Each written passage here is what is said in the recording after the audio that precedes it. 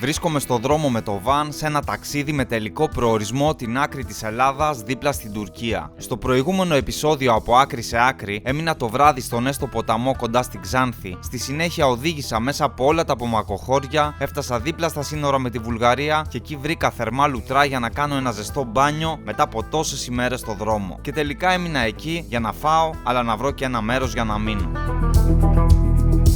Βρίσκομαι στις Θέρμες, κοιμήθηκα εδώ το βράδυ και ήταν η πρώτη νύχτα μετά από αρκετές μέρες που το βράδυ ξύπνησα γιατί είχε κρύο για να ντυθώ καλύτερα. Δεν χρειάστηκε να ανοίξω θέρμανση, θα ήταν υπερβολή. Θα φτιάξω ένα πρωινό να φάω, θα κάνω και ένα καφέ για το δρόμο και θα φύγω. Γιατί σήμερα το ταξίδι είναι μεγάλο. Ακριβώς δίπλα στο βαν έχει και βατομουριά με άγρια βατόμουρα. Μάζεψα μερικά για το πρωινό μου και λίγο πιο μέσα έχει και σικιά, η οποία έχει κάποια έτοιμα σίκα. Δεν είναι πολύ μεγάλα γιατί είναι ξερικά, δεν ποτίζονται εδώ. Όμως θεωρώ πως θα είναι πεντανόστιμα. Πιο πάνω είναι γεμάτη, αλλά πώς να φτάσω εκεί δεν γίνεται. Θα μαζέψω ό,τι μπορώ. Έφερα ένα πιάτο για να τα βάζω μέσα, γιατί από εδώ είδα ότι έχει πολλά. Όσα φτάνω θα τα πάρω. Νομίζω είμαι εντάξει.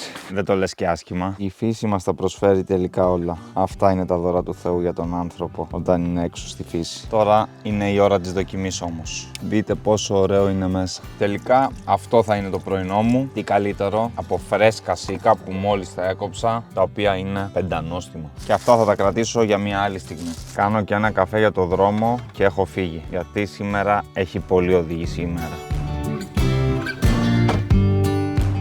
Βρήκα ένα στενό και μπήκα και έμεινα δίπλα σε μια εκκλησία στη μέση του πουθενά. Και τώρα κατηφορίζω. Θα αφήσω πίσω μου τα απομακροχώρια, τα οποία μπορώ να πω ότι μου άφησαν πολύ καλή εντύπωση. Απλά χωριά, απλοί άνθρωποι, απλά σπίτια, πολλή φύση. Έχουν μείνει σε μια λίγο πιο παλιά εποχή, πιο απλή ζωή. Καθώς κατέβηκα από τα απομακροχώρια, βρήκα ένα σημείο που φαίνεται όλη η Ξάνθη από ψηλά και έχει και πολλά αυτοκίνητα σταματημένα. Δεν ξέρω για ποιο λόγο σταματάνε εδώ. Δεν βλέπω να έχει κόσμο. Έχει πάντως τρομερή θέα της πόλης από εδώ. Είμαι στην Ξάνθη, θα κάνω ένα πέρασμα. Ιδανικά θα ήθελα απλά να βρω ένα φούρνο, να πάρω ένα κουλούρι. Για κάποιο λόγο έχω ζηλέψει ένα κουλούρι αυτή τη στιγμή. Αλλά μάλλον βγαίνω από την Ξάνθη από εδώ. Βρήκα και φούρνο και πήρα ένα κουλούρι με ελιά και ένα απλό που ήθελα να υπάρχει. Το έχουν γεμάτο με ελιά. Και τώρα θα πάω σε ένα μέρος που το έχω δει πολλές φορές σε φωτογραφίες, αλλά ποτέ δεν έτυχε να βρεθώ εδώ.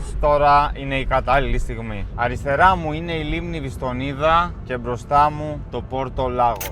Είναι αρκετά εντυπωσιακό και από ψηλά αλλά και από κοντά. Πρόκειται για το πλωτό μοναστήρι του Αγίου Νικολάου και το παρεκκλήσι της Παναγίας, τα οποία βρίσκονται πάνω σε δύο νησάκια και ενώνονται μεταξύ τους με ξύλινες γέφυρες. Πριν γίνουν οι γέφυρες, ο κόσμος μπορούσε να πάει σε αυτά μόνο με βάρκα. Η ιστορία λέει πως κατά τη διάρκεια της τουρκοκρατίας η περιοχή άνοικε σε έναν μπέι. Η κόρη του ήταν άρρωστη και έτσι ζήτησε βοήθεια από έναν ασκητή, ο οποίος ζούσε εκεί. Όταν ο ασκητής τη θεράπευσε, ο μπέις για να εκφράσει την ευγνωμοσύνη του παραχώρησε την περιοχή στην Ιερά Μονή Βατοπεδίου του Αγίου Όρους.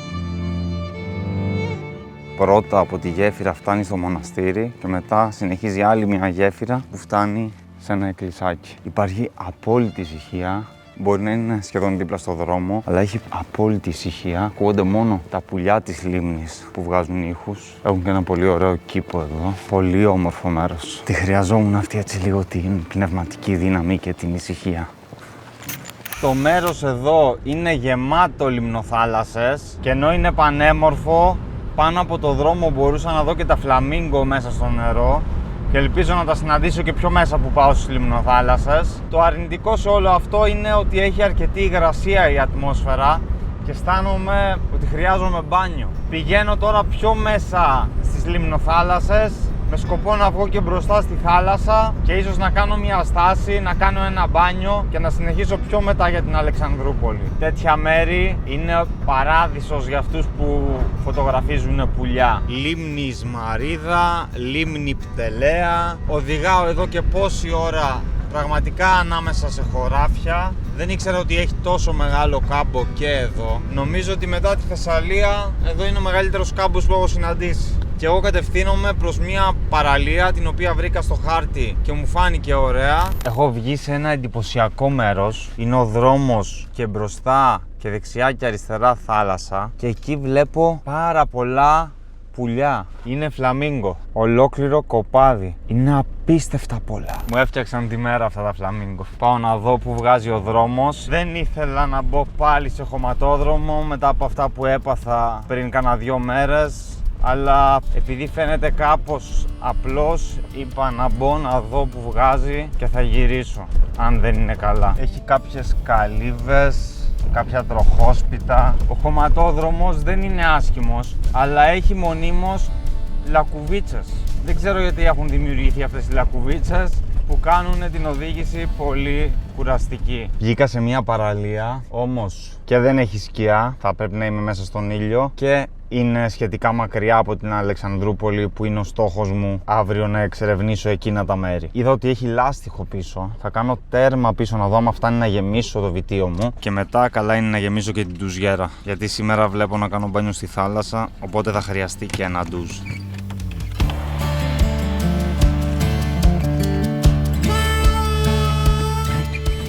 Ωραίο μέρος, σε άλλη περίπτωση θα μπορούσα να μείνω, αλλά τώρα με αυτό τον ήλιο δεν θέλω, γιατί είναι νωρίς ακόμα, είναι 4 η ώρα. Θα οδηγήσω 50 χιλιόμετρα ακόμα, 54 λεπτά λέει το Google Map, για να πάω σε μια άλλη μεριά, σε μια άλλη παραλία, γιατί η Λιμνοθάλασσα είναι ωραίο μέρος, αλλά αν πεις να μείνεις εδώ το βράδυ, δεν νομίζω ότι θα είναι και πολύ ωραία. Τα κουνούπια θα κάνουν πάρτι.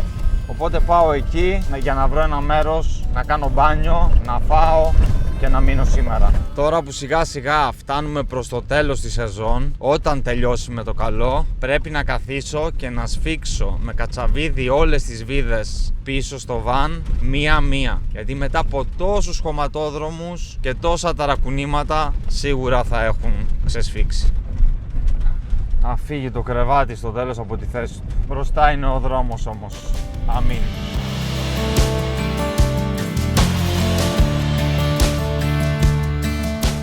Και καθώς οδηγάω τώρα σε επαρχιακούς δρόμους, ανάμεσα από χωριά, συνειδητοποιώ ότι αν δεν έκανα αυτά τα βίντεο, αν δεν έκανα αυτόν τον τρόπο ταξιδιού, δεν θα τα γνώριζα ποτέ αυτά τα μέρη. Και τώρα μου δίνεται η ευκαιρία να μάθω την Ελλάδα πραγματικά και να τη ζήσω. Να δω πώς είναι κάθε μεριά της, από άκρη σε άκρη.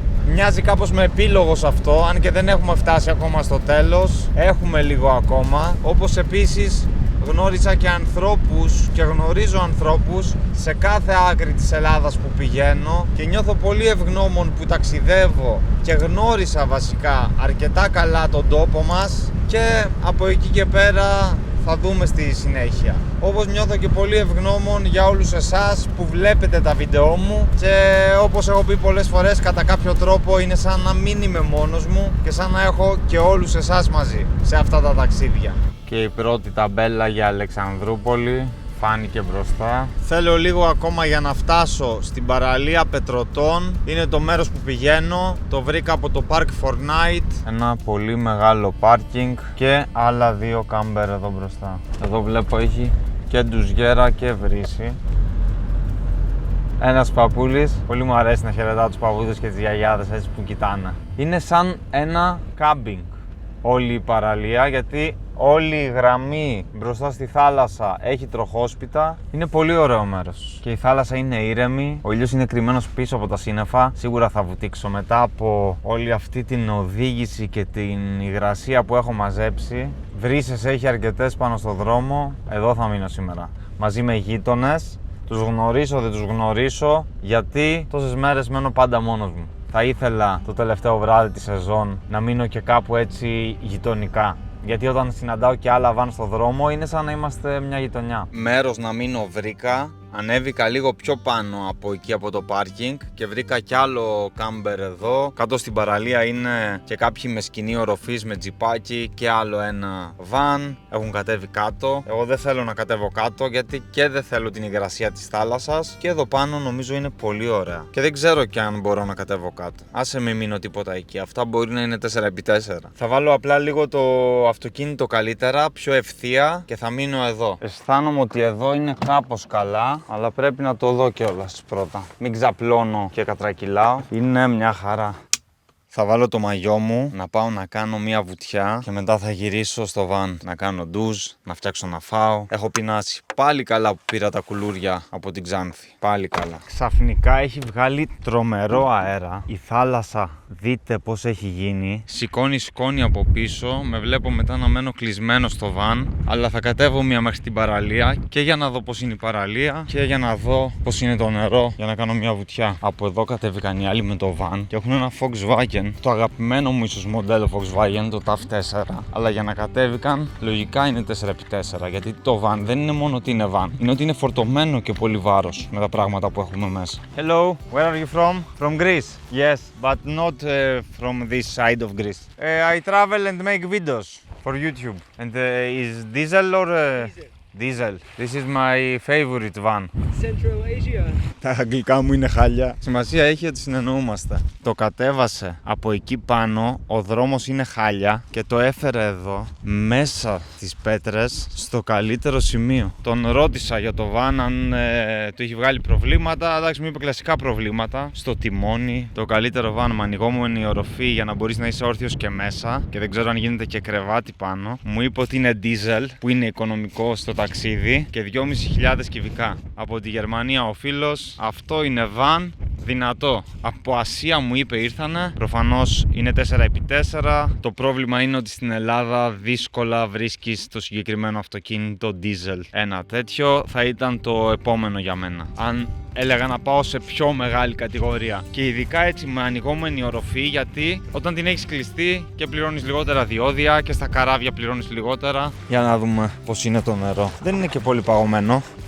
Έχει βγάλει πάρα πολύ αέρα, αλλά πρέπει να ξεπλύνω την αλμύρα. Τι έπαθε, χάλασε ντουζιέρα. Έκανα ντουζ σε αντίξωες συνθήκες μέσα στον αέρα. Ήρθα λίγο μπροστά από το βαν για να κόβει, αλλά και πάλι δεν ήταν και το πιο εύκολο πράγμα. Ωραία μέρα διάλεξα κι εγώ να κάνω μπάνιο στη θάλασσα. Απέναντι θέα τη Σαμοθράκη. Όχι, άρχισε να βρέχει. Σε κάποιους θα φανεί περίεργο, αλλά πραγματικά για μένα είναι ίσως το μεγαλύτερο δώρο αυτό για το τελευταίο επεισόδιο της σεζόν. Γιατί το περίμενα πώς και πώς να βρέχει και να είμαι μέσα στο βαν να απολαμβάνω τη βροχή. Και τόσο καιρό, τόσα επεισόδια, λίγο βροχή δεν είδα. Τώρα είναι ώρα να δω τι θα φτιάξω να φάω. Να δω τι έχω στο ψυγείο. Έχω ντοματάκια, κρεμμύδια, αγκούρι και τώρα πρέπει να δω εδώ που έχω τις προμήθειές μου τι μπορώ να φάω από αυτά σε νηστίσιμο, γιατί σήμερα είναι Τετάρτη. Μπορώ να φάω noodles. Θα κάνω λίγο κρυθαράκι με κόκκινη σάλτσα, θα βάλω και κρεμμύδι μέσα και θα κάνω και μια σαλάτα και θα είναι μια χαρά. Ταιριάζει το κρυθαράκι έτσι τώρα ζεστό με τον καιρό αυτό το βροχερό. Αχ, δάκρυσα από το κρεμμύδι. Έβαλα σχεδόν το μισό πακέτο. Ξέρω ότι θα βγει πολύ, αλλά όλο και κανένα δέσποτο θα εμφανιστεί. Και εδώ ας υπάρχει λίγο περισσότερο. Μαζί με το κρυθαράκι θα κόψω και λίγο κρεμμύδι μέσα να βράσει. Βράζει κατσαρόλα και στο βάθος η Σαμοθράκη. Σαν να βράζω τη Σαμοθράκη είναι. Έχω την εντύπωση ότι έχω βάλει πάρα πολύ κρυθαράκι για ένα άτομο, αλλά δεν πειράζει. Ας κόψω τη σαλάτα εγώ τώρα. Θέλει συνέχεια ανακάτεμα για να μην κολλήσει. Έβαλα και καπνιστή πάπρικα που μου αρέσει και ταιριάζει σχεδόν στα πάντα για μένα. Και εδώ θέλει λίγο λάδι. Νομίζω πως είναι έτοιμο. Πολύ καλό και γρήγορο φαγητό με τέτοιο καιρό έξω. Ο ιδανικός συνδυασμός.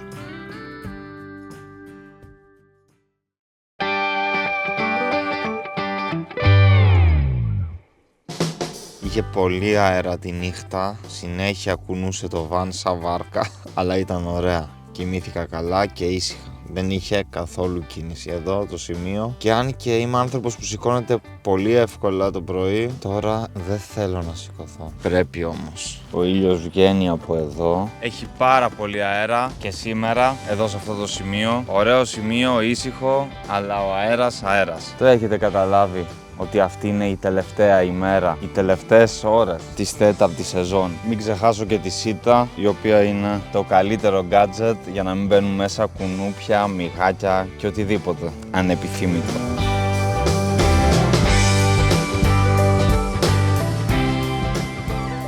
Πολύ καλύτερα τώρα. Ο αέρας είναι το χειρότερό μου. Προτιμώ να βρέχει. Αν είναι για πολλές μέρες συνεχόμενα είναι δύσκολο, αλλά προτιμώ τη βροχή για μία μέρα παρά τον αέρα. Ο αέρας δεν σε αφήνει να κάνεις τίποτα. Μου παίρνει τα πράγματα, μου πονάει το κεφάλι. Είναι ό,τι χειρότερο. Για όλα υπάρχουν λύσεις όμως. Θα κάτσω μέσα αναγκαστικά να φάω το πρωινό μου και θα πάω μετά προς την Αλεξανδρούπολη, η οποία είναι μόλις 40 λεπτά από εδώ. Τώρα όμως πρωινό και καφέ, γιατί χρειάζομαι ενέργεια για τη μέρα αυτή. Λίγη γκρανόλα, λίγους ξηρούς καρπούς, το γάλα βρώμης με κακάο και λίγο μέλι που πάντα είναι δυναμωτικό και έτοιμο το πρωινό μου. Η θάλασσα έχει αγριέψει για τα καλά. Πονοκέφαλος με έπιασε. Θα ντυθώ, θα κάνω τον καφέ μου και μετά θα αποφασίσω αν θα τον πιω εδώ ή στο δρόμο. Εντάξει, είμαι στα ανοιχτά και είναι λογικό να έχει μποφόρ. Είμαι και πάνω σε ύψωμα. Για τους άλλους που είναι κάτω στην παραλία πιστεύω θα είναι καλά, ίσως να κόβει. Αλλά για εμένα που είμαι εδώ πάνω, upstairs που είπε και ο φίλος χθες, δεν είναι καλά. Έτοιμος και ο καφές μου και είναι ώρα να συνεχίσω. Στην πραγματικότητα είχα σκοπό να πάω και στη Σαμοθράκη, που είναι ακριβώς απέναντί μου. Λόγω του ότι λίγο πριν φύγω από Λάρισα το αυτοκίνητο παρατήρησα ότι έχανε νερά και έχασα 1-2 μέρες για να αλλάξουμε την αντλία νερού. Δεν χωράει στο πρόγραμμά μου η Σαμοθράκη αυτή τη στιγμή, αλλά δεν πειράζει. Σίγουρα κάποια στιγμή θα πάω. Ένα τσεκ πριν ξεκινήσω, τα νερά είναι μια χαρά και τα λάδια μια χαρά. Καλό αυτό μετά από τόσα χιλιόμετρα. Άλλο ένα μέρος που με φιλοξένησε, η παραλία Πετρωτών. Καλημέρα! Θα κάνω μια ερώτηση. Για Αλεξανδρούπολη είναι καλύτερα να πάω από εδώ ή από εδώ, γιατί δεν ξέρω. 1,5 χιλιόμετρο είναι χωματόδρομος και μετά άσφαλτος. Καλύτερα από εδώ. Ναι, κοντά είναι. Ευχαριστώ πολύ. Οι άνθρωποι λένε ότι καλύτερα από εδώ, θα έχει λίγο χωματόδρομο, αλλά πάει. Εδώ βλέπω μπροστά στο δρόμο που ήρθα χθες για να τσεκάρω το μέρος για το που να μείνω, έχουν έρθει κι άλλα κάμπερ. Δεν τον απέφυγα το χωματόδρομο πρωί-πρωί για να ξεκινήσει καλά η μέρα. Έχει ζόρικα σημεία αυτός ο χωματόδρομος, αλλά ο άνθρωπος μου είπε 1,5 χιλιόμετρο είναι χωματόδρομος και μετά είναι δρόμος. Δυστυχώς εδώ πέρα είναι η μεριά που έχει καεί. Είχε πάρει φωτιά και είναι πολλές εκτάσεις καμένες πάνω στα βουνά. Κρίμα. Είναι άσχημο τοπίο έτσι, όταν είναι μαύρα όλα τα δέντρα. Μετά από λίγη ώρα έφτασα και στην Αλεξανδρούπολη. Πρώτη φορά γενικά σε αυτή τη μεριά της Ελλάδας, αλλά πρώτη φορά και στην Αλεξανδρούπολη, η οποία να πω την αλήθεια μου φαίνεται αρκετά ωραία για επαρχία. Πολύ ζωή, δεν ξέρω, είναι κάποια αργία σήμερα. Και οι ταμπέλες όλες ευθεία λένε για Τουρκία. Λίγα χιλιόμετρα έξω από την Αλεξανδρούπολη, στον Εύρο ποταμό, υπάρχει το Δέλτα του Εύρου. Είναι από τα τελευταία σημεία της χώρας, η άκρη της χώρας και δεν γινόταν να μην έρθω εδώ. Ξεκινάει και ο χωματόδρομος και θα μπω ανάμεσα στα χωράφια για άλλη μια φορά για να δω τι θα συναντήσω. Αυτά τα μέρη μου αρέσουν γιατί δεν μπορεί να τα αγγίξει ο άνθρωπος να κάνει κάτι, γιατί είναι εθνικά πάρκα και μένουν έτσι αναλύωτα στο χρόνο. Τα πουλιά, τα ζώα βρίσκουν εδώ πέρα καταφύγιο και όταν έρχεσαι αισθάνεσαι έτσι ένα απόκοσμο συναίσθημα, ένα συναίσθημα ερημιάς. Εδώ έχει και ένα χάρτη που μπορούμε να δούμε. Εγώ είμαι εδώ και τα σύνορα είναι εδώ. Είμαστε δίπλα στην Τουρκία, στην άκρη της Ελλάδας. Αυτή η σεζόν τελειώνει, μια σεζόν που όπως λέει και η μπλούζα μου κυρίως είχε μέσα βουνά, επειδή και είναι τα μέρη που εμένα με ευχαριστούν περισσότερο, αλλά και ήταν μέρη τα οποία δεν τα είχα εξερευνήσει ως τώρα. Σε αυτή τη σεζόν γνώρισα ανθρώπους στο δρόμο μου, άλλους τους είδατε και άλλους όχι στα βίντεο. Ανακάλυψα μέρη στη μέση του πουθενά, εκεί που δεν το περίμενα, και μετά από πολλά χιλιόμετρα και πολλή οδήγηση και κούραση χαμογέλασα, έφαγα τα πάντα από φαγητά, κονσέρβες, έτοιμα γεύματα, μαγείρεψα, έφαγα σε ταβέρνες, έκανα μπάνιο σε λίμνες, καταράκτες, θάλασσα, ποτάμια, αλλά και με την τουζιέρα μου σε μέρη με φανταστική θέα και κοιμήθηκα σε μέρη που σε καμία άλλη περίπτωση δεν θα μπορούσα να κοιμηθώ. Νιώθω ευγνώμων για όλα αυτά που έζησα και που μπορώ να τα μοιραστώ μαζί σας και ελπίζω πως θα μοιραστώ μαζί σας και πολλά ακόμα στο μέλλον. Μέχρι τότε, να είστε όλοι καλά.